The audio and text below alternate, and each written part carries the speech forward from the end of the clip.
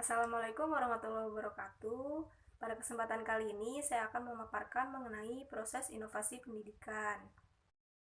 Yang pertama yang akan dibahas adalah mengenai pengertian dari proses keputusan inovasi. Proses keputusan inovasi adalah proses di mana seseorang atau unit pengambil keputusan lainnya untuk mengambil keputusan yang dimulai dari tahu adanya inovasi, kemudian memutuskan setuju atau tidak inovasi tersebut, lalu menetapkan apakah akan menerima atau menolak inovasi, dan selanjutnya adalah mengimplementasikan inovasi dan konfirmasi terhadap keputusan yang telah diambil. Yang kedua, mengenai faktor yang mempengaruhi proses inovasi pendidikan. Ada 3 faktor. Yang pertama adalah faktor kegiatan belajar mengajar. Yang kedua adalah faktor internal dan faktor eksternal. Faktor internal yang mempengaruhi proses inovasi pendidikan adalah siswa, sementara faktor eksternalnya adalah orang tua. Lalu, guru dapat menjadi faktor internal maupun faktor eksternal. Lalu faktor yang ketiga adalah sistem pendidikan. Yang ketiga, mengapa dalam proses keputusan inovasi tidak dapat berlangsung seketika, tapi harus membutuhkan jangka waktu yang panjang. Karena dalam menilai gagasan yang baru sebagai bahan pertimbangan, individu atau organisasi memerlukan waktu untuk dapat memutuskan apakah selanjutnya akan menolak atau menerima inovasi dan akan menerapkannya atau tidak. Yang keempat, mengenai ciri pokok keputusan inovasi dan perbedaannya dengan tipe keputusan lainnya adalah dimulai dengan adanya ketidaktentuan atau uncertainty tentang inovasi. Misalnya, kita harus mengambil keputusan untuk mengganti kompor minyak dengan kompor gas, yang mana kita sebelumnya belum pernah tahu tentang kompor gas. Nah, itu merupakan contoh dari keputusan inovasi. Pengambilan keputusan mau atau tidak mau menggunakan kompor gas dimulai dengan adanya sebuah ketidaktentuan. Jadi bisa aja kompor gas itu lebih bersih, lebih tahan lama, lebih hemat, tapi bisa juga lebih berbahaya.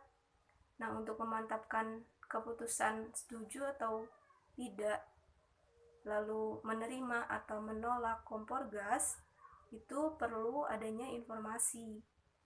Dengan kejelasan informasi, kita akan mengurangi ketidaktentuan dan akan berani mengambil keputusan. Lalu yang kelima, Zaltman, Dunkin, dan Holbeck pada tahun 1973 membagi proses inovasi dalam organisasi menjadi 2 tahap. Tahap yang pertama adalah tahap permulaan atau initiation stage, lalu yang kedua adalah tahap implementasi atau implementation stage.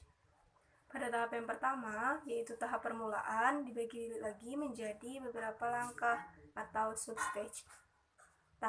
Langkah yang pertama adalah langkah pengetahuan dan kesadaran. Jadi sebelum inovasi dapat diterima, calon penerima harus sudah menyadari bahwa ada inovasi, dan dengan demikian ada kesempatan untuk melakukan inovasi dalam organisasi. Lalu langkah yang kedua adalah langkah pembentukan sikap terhadap inovasi. Ada 2 hal dari dimensi sikap yang dapat ditunjukkan oleh anggota organisasi terhadap adanya inovasi, yaitu yang pertama adalah sikap terbuka terhadap inovasi, lalu yang kedua adalah memiliki persepsi tentang proses inovasi. Kemudian langkah yang ketiga merupakan langkah pengambilan keputusan. Pada langkah ini, segala informasi tentang potensi inovasi dievaluasi.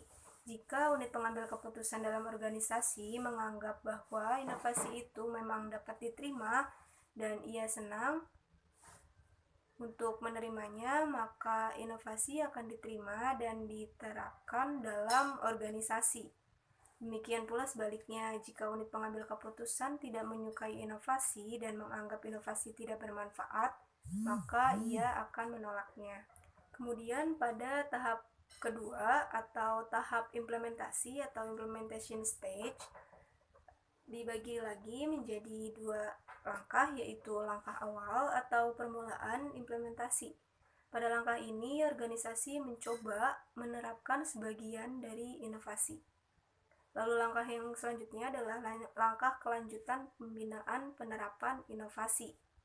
Jika pada penerapan awal telah berhasil, para anggota telah mengetahui dan memahami inovasi serta memperoleh pengalaman dalam menerapkannya, maka hanya perlu melanjutkan dan menjaga keberlangsungannya.